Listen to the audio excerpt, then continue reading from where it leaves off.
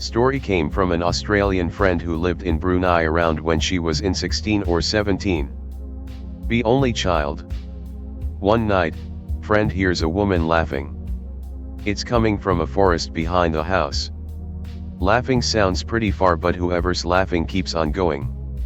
Nopes the fuck out and goes to parents' bedroom. Huddles up with mom and dad. Mom hears it too. Dad's asleep. Laughing sounds start sounding louder and closer. Mom starts citing prayers. Doesn't do anything. Suddenly, laughter comes from inside the house. It's coming from friend's bathroom. Then the sound of the woman laughing stops.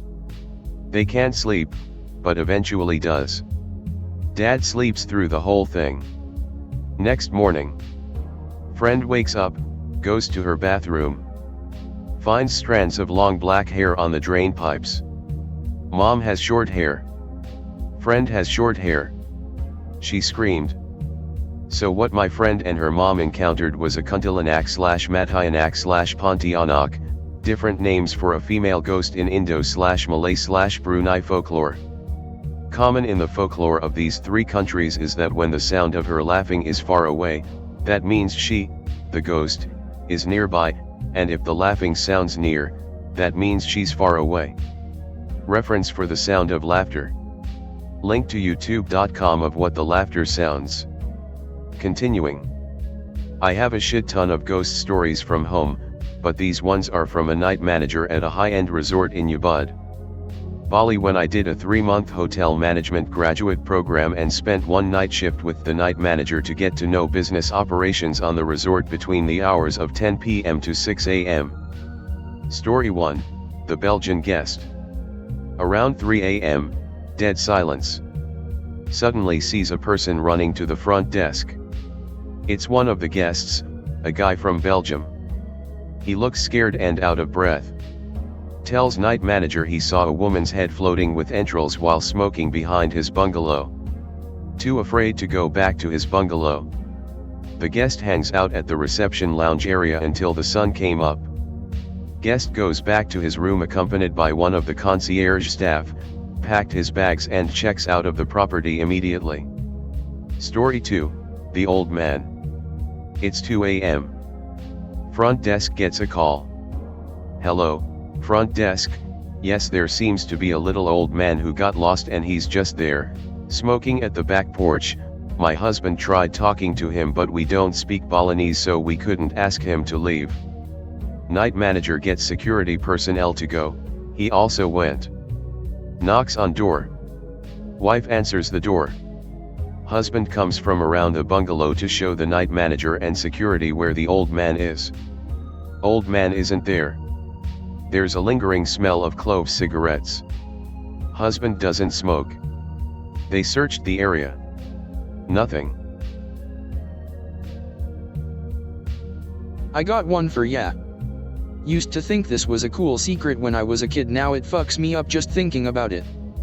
One time when I was a young kid I was taken by my mother to some small charity/school fair of sorts, and the only thing of interest to me and my young friends was the jumping castle, but it was sadly very small so we had to keep looping it to have any sort of fun after we had done it a couple times. A weird looking kid poked his head out from between the lines in the jumping castle, pic related. And he gestured for us to come down into the jumping castle with him, so we squeeze ourselves through the crack in the bounce house, and it actually led to a bigger jumping castle under this poorly crafted jumping castle that was on the surface. I remember thinking we had stumbled into a true kid miracle, but as I remember it now it blows my mind that this happened. A bunch of other kids had been lured by the previous kid as well, all of them enjoying the jumping castle but some getting more and more tired as the jumps back to the surface got higher and higher. Those with no friends had to beckon to others to give them a hand and catch them as they jumped up to reach just that little bit further and exit the space. I had 2 friends with me so I was thankfully safe, but I remember seeing some kids get stuck, and after exiting the space our mothers told us we had been there for hours and it was finally time to leave. After we told them what had happened they just scoffed and decided it was a child's overactive imagination, but I swear to you guys this happened exactly how I said. And it was genuinely the scariest thing I think I ever experienced, not in the moment but after the fact and remembering this as an adult. This happened about 10 years ago. Never gonna forget it. Be me and older bro, 18 and 20. We're outside smoking cigarettes. 2 a.m. Middle of December. Out in our driveway, with our backyard door facing us. We hear something from behind the door. Bro freaks out, dude, did you hear that? Yeah, no shit. What was it? Dude, I don't know. Okay, go check it, you're the older brother. Phew, yuck that. You fucking forget. JPG. I pull out my Zippo lighter to give me some light. Start walking towards the door. Hear footsteps coming from behind the door towards me. Not normal footsteps, unless this shit came from Andre the Giant or something. Thump, thump, thump. I make a step, it makes a step. Freaking the fuck out. Nut the fuck up, and make it to the door. Can hear it fucking breathing on the other side. Natzobad.jpg. I start reciting a chant my mother told me to ward off demons, being that she was convinced she was attacked by one in her sleep. In the name of the Lord I rebuke you. Chant, chant, chant, chant. I can still hear it breathing, and it starts fucking laughing. Sinofabitch.mpg. Like a stupid motherfucker, I open the fucking backyard door. My fucking lighter goes out. Flick, flick, flicking like my life depended on it, trying to get it to come back on. It lights. I hear it running away in the opposite direction. Still pitch ass black despite the lighter. I look down, and notice big giant three-toed footsteps being created as I hear it running and making said footsteps. Flip the fuck out and run to my brother, grab his wussy ass and run inside. Next morning, go to the backyard door where it happened. Giant fucking three-toed footsteps. No clue what the hell it was. But I like to think I looked a demon in the face and won. You ever wonder how the police react to haunted houses? Be kid living with my grandparents, my aunt, and my uncle and his family. Very recently did the home become infested with demons. White beings with giant eyes and big, rectangular heads is what they typically looked like. For a few days my grandpa said he thought about calling the police. Wasn't too sure because, well, as he said, it's not like you can handcuff a ghost. Not even a half month of paranormal activity goes by and he calls them. A short man with an 80s mustache knocks on the door. He had reddish/brownish hair. This was back when police cars were all blue and they had light purple lines on the side. He looks very annoyed. He tells my grandpa he wasn't very clear on the phone. Are there burglars in your home, or ghosts? Grandpa says he doesn't know. This makes the cop even angrier. He tells us the police don't deal with ghosts and that asks again if there are burglars in the home. My family just look at each other confused. We don't know what to tell him. Grandpa tells him to just come into the corridor and look for himself. Corridor is the most active spot in the whole home. Policeman refuses, tells us once again the police don't deal with ghosts. My grandpa insists he just comes in. Policeman tells us yet again the police don't deal with ghosts. If there are no burglars, he'll have to just go. Call Ghostbusters because the police don't deal with ghosts. He leaves. Probably the only policeman in the US who didn't want to come inside someone's home and search the whole fucking place. Even more odd was the fact that he came alone. Policemen usually travel in pairs. He'll never forget that day. Like 12 years old. Having a fever. Trying to sleep it off with an open window. In middle of the night I wake up. It's too cold. I open my eyes and see an unfamiliar figure standing by my window looking out of it. Yay, I don't have to get up myself. Can you close the window, please? Figure is slowly turning its head towards me. I don't care, I go back to sleep before I can see their eyes. Wakes up in the morning. Yeez, that was one creepy dream. Window is still opened. Wow, what an asshole ghost. Fever is gone and I assume it was just a more realistic dream than I usually get, simply because I was sick. Years later, same room. I'm about 16. Late night on my computer like a boss. My room is completely dark, only light is coming from the PC monitor. I feel fingers on my shoulder. I assume it's my father. I will just finish the game, and then to sleep, okay? No response. The fingers are still on my shoulder. They are still there. And still there. Suddenly thinking of it, they are too big for my father's beta male's hands. I look in a window, it's behind my computer aka opposite me, so I can see behind me without turning around. There's no one in my room. Door are still closed, my father never closes my door. I no longer feel the fingers on myself. It's cold. I must admit I'm having visual hallucinations from time to time, but not as much as I had as a child. It could have been just my mind fucking with me. Writing this here because I just saw figure in my window again and I remembered this shit. So as far as I can remember, this was my first experience with the other side of things. In fact, this is one of my earliest memories. When I was 4, I was out in the front yard alone. We had a huge fence and my mom didn't give a f. My parents truly believe in survival of the fittest, Straya, and all. I was looking for 4-leaf clovers under this ancient gnarly tree that was covered in moss and was completely surrounded by clovers. Suddenly I feel very cold. I feel like I'm being watched. Intensely. Shadows and darkness seem to surround me. No devenbotherd.mkv.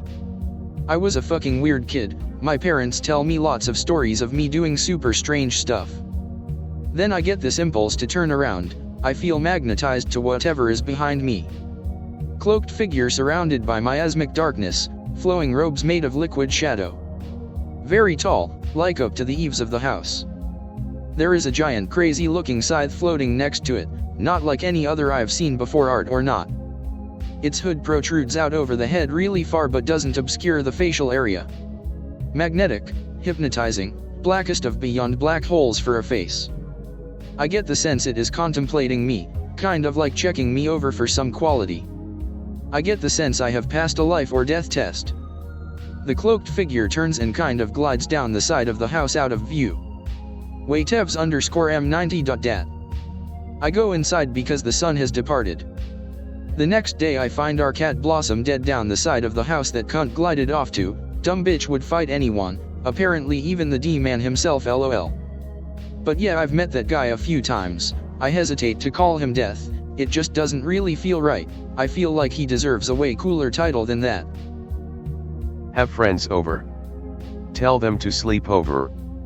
They tell me that they can summon a demon named Natzobad. There's a ritual. Hippie.png. Step 1. Perform ritual on a rainy night. Step 2. Hot tea with milk and sugar placed on a counter under a mat with 3 Pokemon cards and a paper clip. Step 3. Draw a picture of the demon in your image and place it on the wall near the ritual mat. Step 4. Make sure the mat is in the light of a window. Step 5. Sleep near the mat with gray sleep mask on. We perform the steps and go to sleep. Wake up. Friends are dead. My tea's gone cold, I'm wondering why. I got out of bed at all. The morning rain clouds up my window. And I can't see at all. Even if I could, it would all be gray. But your picture on my wall. It reminds me that it's Natzobad. It's Natzobad. Not really spoopy, and I told it ages ago here, but here we go again. Be me, 5-year-old. Family move into another house. Old brick house. Weird layout. Big rooms, big bathroom, single bedroom but really big, so my parents and I slept in the same room. After a couple of months, weird stuff start happening. I start having nightmares every night. They all have the same theme of me being taken away. When having these nightmares, I would start sleepwalking and my parents would find me sleeping in the kitchen or the bathroom floor. Parents start acting weird as well. Sometimes I would wake up in the middle of the night and one of them would be standing up besides my bed, just looking at me, without moving. When I asked them what was going on, they would reply with nothing or go back to sleep and go to sleep themselves. We got sick constantly. My father broke his foot, fell off the stairs twice. One of those times he ruptured his inner ear. I got pneumonia and stayed 17 days hospitalized. I had constant blackouts. I have no better way to name them but blackout. Basically everything would turn black to me like I had passed out, and wake up 1 or 2 hours after. When asking my parents if I fell asleep, they said I was playing and running around. One day I was playing near the window. I should tie the curtain rope around my neck and jump from the sofa. My mother finds me a few seconds later hanging with the rope around my neck trying to grasp for air. Some other weird stuff happened in the 2.5 years we lived there, might continue. Not much as serious as 5-year-old me trying to an hero, but more stuff yet. We had 2 TVs, a big one and an even bigger one. Tube TVs, blah blah blah. The bigger one would randomly start changing channels. Going from channel 50 to 300 something in a few seconds. Stopping on static every time. Paul Sturgis theme.mp3. So you know how when you turn a tube TV off there's still static in the screen, right? When you used the smaller one for a long time and then turned it off, the static would form a shape on the screen. The static would form 2 red glowing eyes on the screen. I guess it was just how the TV was built, but still creeped me out as a kid, even more with all the stuff happening. Outlets would randomly give small explosions and fire. Glasses would break out of nowhere. Nothing like shit floating around like shit you see in films. My mom is really religious and she says the neighbors were hardcore spirits and they drew demons to our house or some shit. I don't know really. All I know is that the bathroom had some weird feel to it. Most of my nightmares had something happening in the bathroom. Kinda boring spoopa, but it happened. Be me, preteen girl in 1999. 11 years old and super into Sailor Moon. Want to make a fan site, and GeoCities has this sweet drag and drop page maker. Live rurally, our family is poor and our dial-up is shit. Localibrary.jpg. The second floor of the library is old, late 1800s era with neat little rooms and cubby holes, as well as a spire that leads to this beautiful stained glass window. It also now hosts a computer lab. Start coming for a couple hours every day after school, designing my little web page. Always feel a little strange there, like watched, maybe, but to be honest, never really feel alone. Much growing up anyway, so happily continue on. One day a man in his 30s comes and sits at the computer next to me. A little strange because none of the other computers were taken, but whatever. Drag a picture of Serena in place and there is a small glare on my screen, like a little movement. Turn around and am faced with a shifting, shadow black, coronal mass. Halfway between the floor and the ceiling. Maybe 4 feet wide, perfectly spherical but for the twisting, undulating tendrils that lick out into the air around it like a black sun. I freeze. Time freezes. Vaguely aware of a roaring in my ears that could be blood, or tides, an empty sort of roar, the kind you hear in seashells. Suddenly overtaken by a desire that swallows every inch of me to get up. Walk to this thing. And climb inside. Go to stand and feel a literal hand on my shoulder, my dead grandmother's hand. It occurs to me. Am held down in my chair and the longing to go to this thing is so strong it is like being on fire, but I can't move. It has been 20 minutes.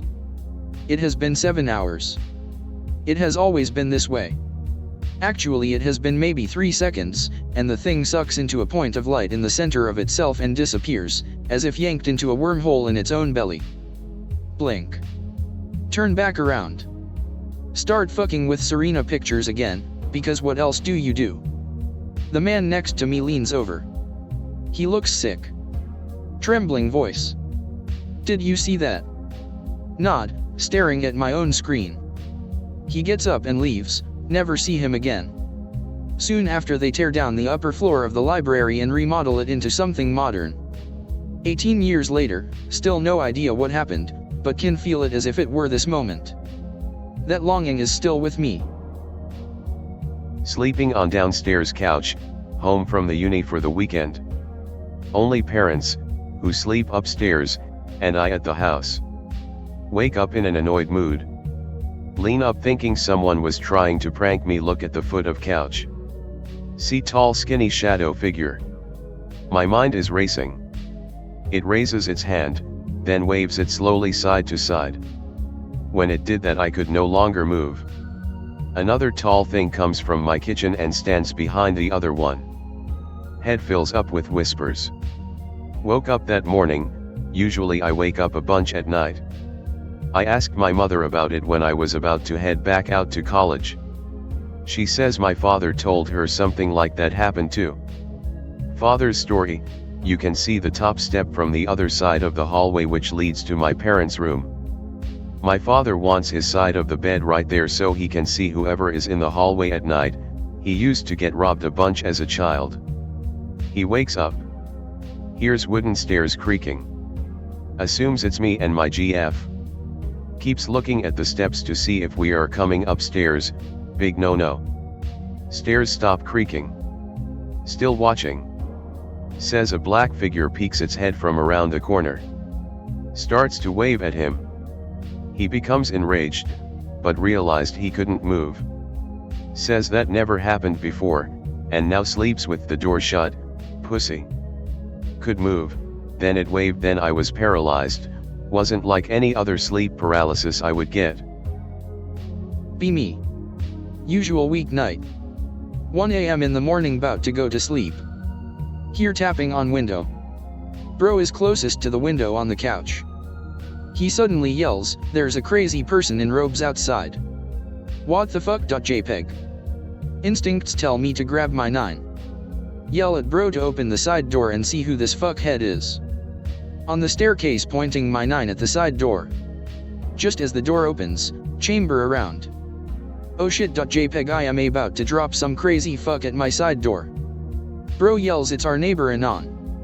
It turned out to be my neighbor in a chicken costume that had a chicken head as the hoodie part.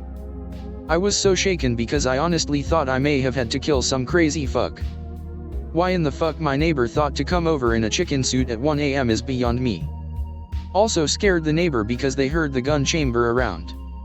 Forgot to mention also why the neighbor would choose to knock on the window instead of the door is beyond me. It's too dark out to see anything outside. Obviously they thought it was a great prank until they realized you were armed. It's been happening for the past couple of months. The tapping, I mean. Every night, just as I'm about to drift off to sleep, there's the tapping.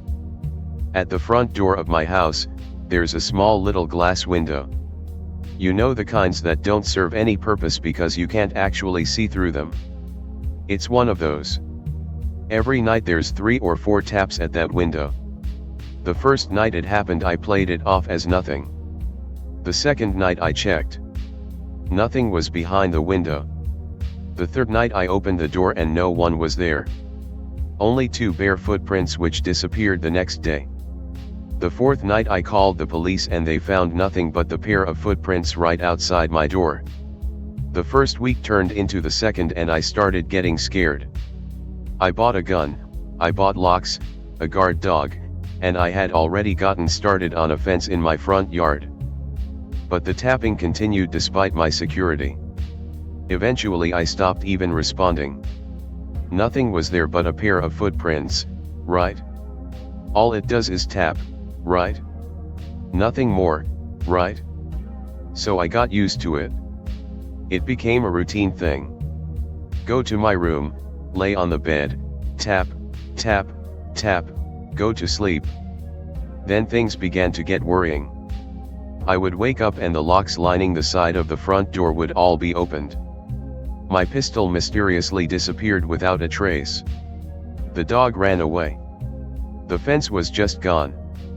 It was mocking me. Telling me that I'm never safe, no matter what I do. So I got tired of it. So many sleepless nights were experienced during this whole ordeal. I wanted to at least trick this thing into thinking I wasn't scared of it. So when the tapping came one night, I simply got up, opened the door, and wiped away the footprints as a mocking gesture. You could say I was challenging it. And I felt good about it.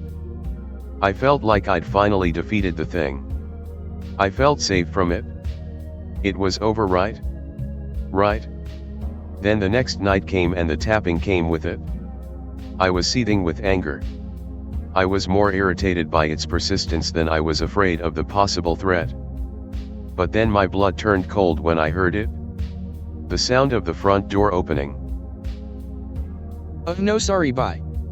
Be me. Late at night playing Halo 3. Balls deep in some coth. I hear a knock at the door. The fuck.png. WTH knocks this late at night. I go grab a kitchen knife and walk to the door. I look through the peephole. I see a skinny guy on the other side. Who is it? Danny. The hell is my neighbor doing knocking on my door? What do you want? Can I come in? I go back to the couch to resume playing Halo. Knocking continues for a couple of minutes and Danny asking to come in. The knocking stops. Go back to the door and see Danny still standing there. He's looking right at the peephole. His eyes are glossy. Danny begins to walk to another house. I turn off everything and go to bed. I bring the kitchen knife with me to be sure no weird shit happens. After a strange night's sleep I wake up. After I get up and get breakfast I realize something. MFW, I remember that Danny had died 2 weeks ago in a car crash. 8 years old. Riding my bike around in the woods on the edge of town. Gets dark. Come back into town on a trail that goes right behind a pizza place. Come around the back of the pizza place and see a man lying on the ground on the other side of a chain link fence. Perched atop the man is Death. Scythe in one hand. Tattered dark gray cloak, hood overhead. Literally Grim Reaper. Death's hand is on the man's chest. Death turns and looks at me, all I see is the bottom of its chin, bone white under the hood. Instant reaction is pure terror, I scream. Immediately switch from terror to anger, and start screaming some more. Get away from him over and over. Someone from the pizza place hears me, comes out the back door. Sees what's going on and calls the police. Turns out the guy on the ground was some homeless guy who had passed out, and Death was just another homeless guy who saw a passed out person and was searching through his clothes trying to find money or drugs. The reason I saw bone was because the guy was pale as shit and his scythe was just a walking stick. Not everything can be spoopy, I guess. This is a second-hand account. My dad saw a weird wolf-like animal one night. Dad, around 18 years old. Living in the basement.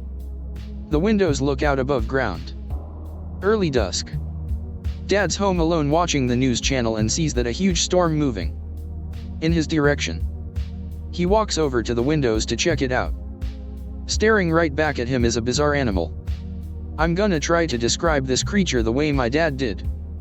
It looks wolf-like in its face, but has a very large snout. Its open mouth reveals huge, razor-sharp teeth. It has what looks like little quills all around its head. Dad looks at its eyes. They're entirely black. Nope.jpg. Shuts the blinds and jumps into bed. Has trouble sleeping all night. Fast forward.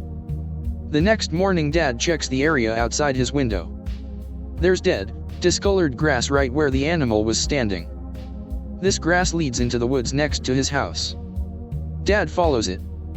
It leads him for some distance through the trees until he reaches a small clearing. The dead grass just stops right there.